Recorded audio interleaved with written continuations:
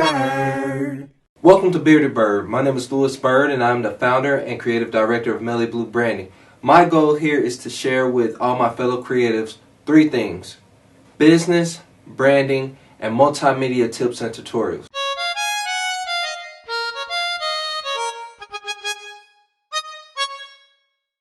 The title of this episode is slightly misleading.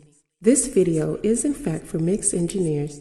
However, it is intended to be sent to all turned up / swagtastic, philosophizing track boy rapping, while of out of phase, distorted, and detuned guitar playing, singing in a deluxe talk boy machine harmonizing, bedroom closet with eggshell all over the place, not realizing that doesn't help with any acoustic treatment. Do-it-yourself musicians who are requesting for a radio-ready and studio-quality mix. Further explanation follows. Mix engineers, please send this video prior to stating any business transaction with any of the before-mentioned musical artists. Godspeed to you all. Godspeed. There have been far too many times I have received vocal tracks from artists who want me to mix their music, but it sounded like they recorded in a garbage can or in a talk boy. You remember those? Yeah, one of those.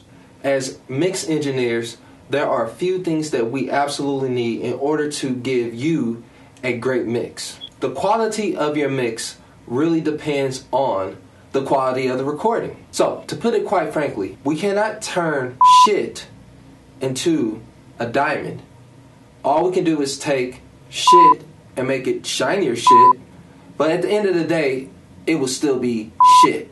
We need to have a well-recorded vocal track, well-recorded music, well-balanced beat, whatever, but the quality has to be there. Bad or weak signals, we can't magically make it heavy. If you did a sloppy performance as you were recording, it's nothing that we can actually do to fix that. Weak and sloppy overdubs, background vocals, there is nothing we can do to fix it. So basically, we need a great quality recording in order to make a great mix for you. If you are providing your background music as a MP3 stereo file, to be honest with you, there's not very much we can do with that. If you are turning into your mix engineer a beat that you got off of SoundClick for $5, there is nothing we can do in order to make that better.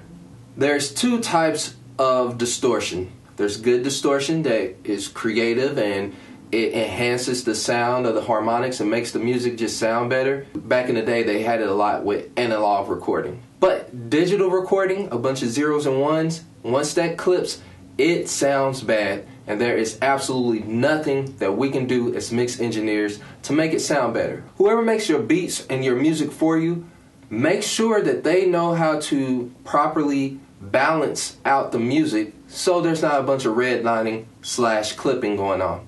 Because as a mix engineer, there is nothing we can do about it. Before you send off all your files to the mix engineer, make sure that you have performed all the edits that you want in every song. If you're a recording engineer or if you're self-recording, use something like Vocal Line to line up all the parts perfectly. Unless, creatively you want it to be kind of over the place. That's different. It's just going to save us time and potentially save you money because, the more time we spend doing things such as tuning vocals and arranging songs and mixes and different things like that, you're going to be eating that cost unless you have a very nice mix engineer. Provide the mixer with individual tracks. That means not a mix down of the beat, but individual tracks. Kick drum, snare drum, electric piano, guitar, lead vocal, background vocals, blah, blah, blah, blah, blah, blah, blah, blah, blah. You get it. Also, when you deliver your tracks to your mixer, make sure that they are dry. That means we don't need any types of plugins on there, no reverb or delay effects, nothing like that. They need to be bone dry. Basically, we can add all that stuff. In order for us to create a great mix for you, well, we need to understand what we're mixing to begin with. Quick recap for a great mix.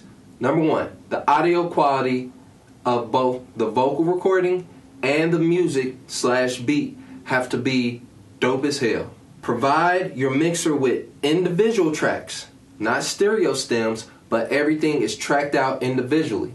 No MP3s. MP3s equals just an added bonus for all my artists out there. Understand that it does not matter if the person is using a multi-million-dollar studio facility with the latest equipment or if they are in their mother's basement. What really matters with your mix engineer is if the person can actually mix, not the equipment. So I'm saying don't get hung up on hiring somebody or not hiring somebody based off of their equipment. Listen to the music that they have created, the things that they have mixed. Do they understand the basics of audio engineering? That is what you're paying for, not the tool. In order to have a great mix, those are the things that you absolutely need. Next week, we're going to have a great discussion, something that is very near and dear to my heart, and it is geared towards all my creative entrepreneurs and freelancers. So I'm hoping that this subject that we'll talk about next week, it will basically create a greater conversation that can both go here on the channel and beyond. So I'll see you all back here in 7 days. In the meantime, keep it swing. Bearded Bird.